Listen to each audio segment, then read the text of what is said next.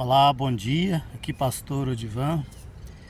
Queria falar um pouco mais, já falei outro dia no outro vídeo, sobre a ansiedade e quero continuar falando alguma coisa sobre isso. É um assunto muito vasto para os dias de hoje, né? Com muitas pessoas tendo problemas de ansiedade. E a ansiedade é impossível que a gente não tenha ansiedade neste mundo. Deus sabe disso, as Escrituras revelam isso, né? Quando Jesus diz, não fiqueis ansiosos por coisa alguma, Paulo também orientou sobre isso, né? Em Filipenses 4, 7 e 8, não fiqueis ansiosos por coisa alguma. Pedro também exortou sobre isso, é porque eles sabem que a ansiedade é um problema na nossa vida, e sabiam disso, e tinham essa experiência, né? Então Pedro, por exemplo, na primeira carta de Pedro, né, capítulo 5, ele orienta os pastores mais velhos e também aos pastores mais jovens.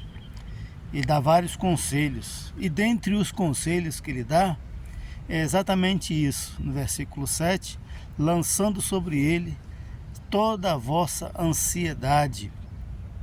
Por quê? Ele sabe que é comum aos homens, especialmente os pastores, terem ansiedade, né? Por que ele sabia disso? Porque ele tinha vivido isso. Ele e todos os seus companheiros discípulos, os apóstolos de Jesus. Eles viviam debaixo do jugo romano. Olha, isso não é coisa boa.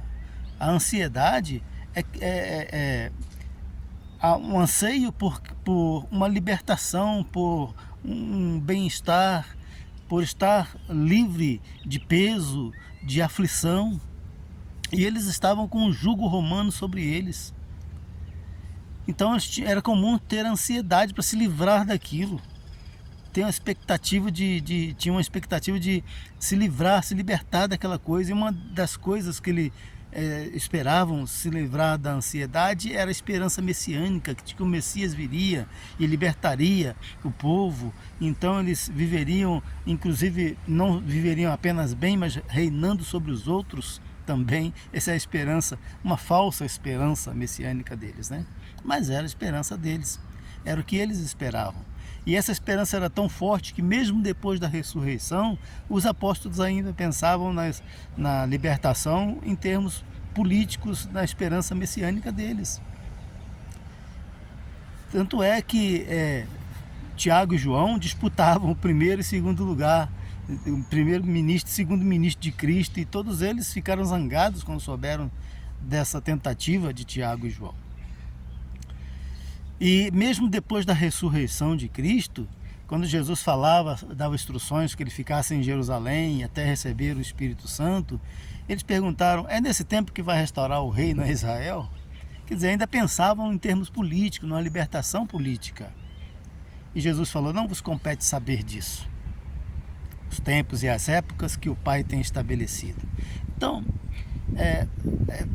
o engano religioso, o mundo todo, ele causa uma opressão sobre a vida humana que causa ansiedade, que produz ansiedade. O pecado, porque o problema da ansiedade vem de todo esse contexto de pecado que nós vivemos.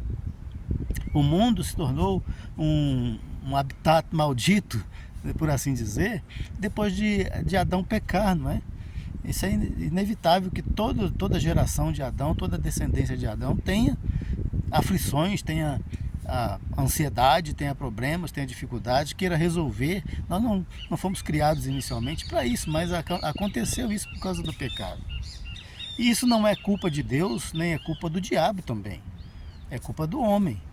Em Gênesis 3, versículo 17, ao tratar do homem depois do pecado, Deus disse, maldita é a terra por tua causa, porque deste ouvidos à voz da tua mulher. Então, de quem é a culpa do pecado? Do homem, do ser humano.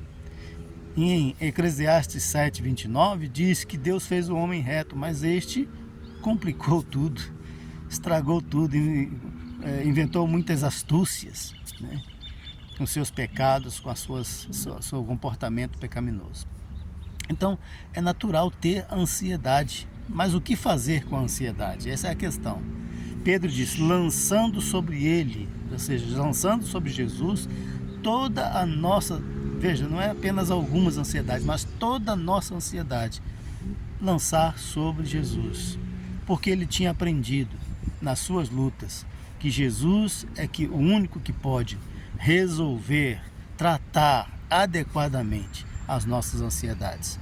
Ele, que era muito sanguíneo, que era muito afoito, deixou muitas lições para nós com esse comportamento, porque ele se expunha facilmente, né? Ele certa vez quis impedir que Jesus fosse condenado, e Jesus disse, para trás de mim, Satanás, para trás de mim, que não entendes as coisas de Deus.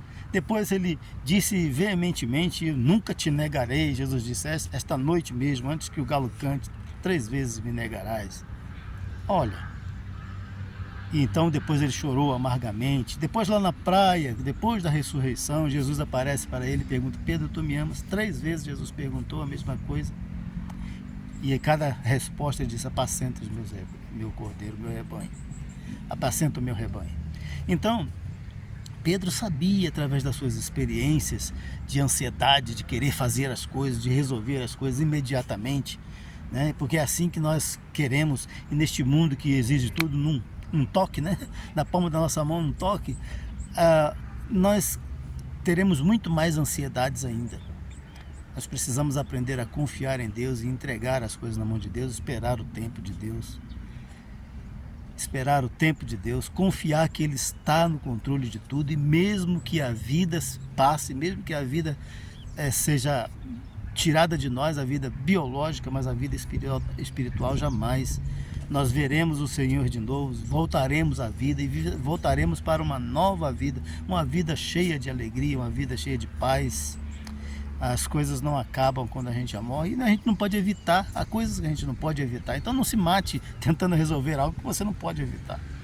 Confie em Deus, isso é viver com confiança. Lançar sobre Ele toda a nossa ansiedade significa viver com a fé. E se eu lancei nas mãos de Cristo, agora o problema não é mais meu, é de Cristo. É Ele que resolve os meus problemas. E eu vou tentar fazer a minha parte, é claro, mas meus problemas estão nas mãos de Jesus Cristo. E aí você descansa. Seja lá o que vier, será a vontade de Deus e pronto. Então, lançando sobre Ele toda a vossa ansiedade, coloque a sua vida na mão de Deus. Em nome de Jesus. Amém.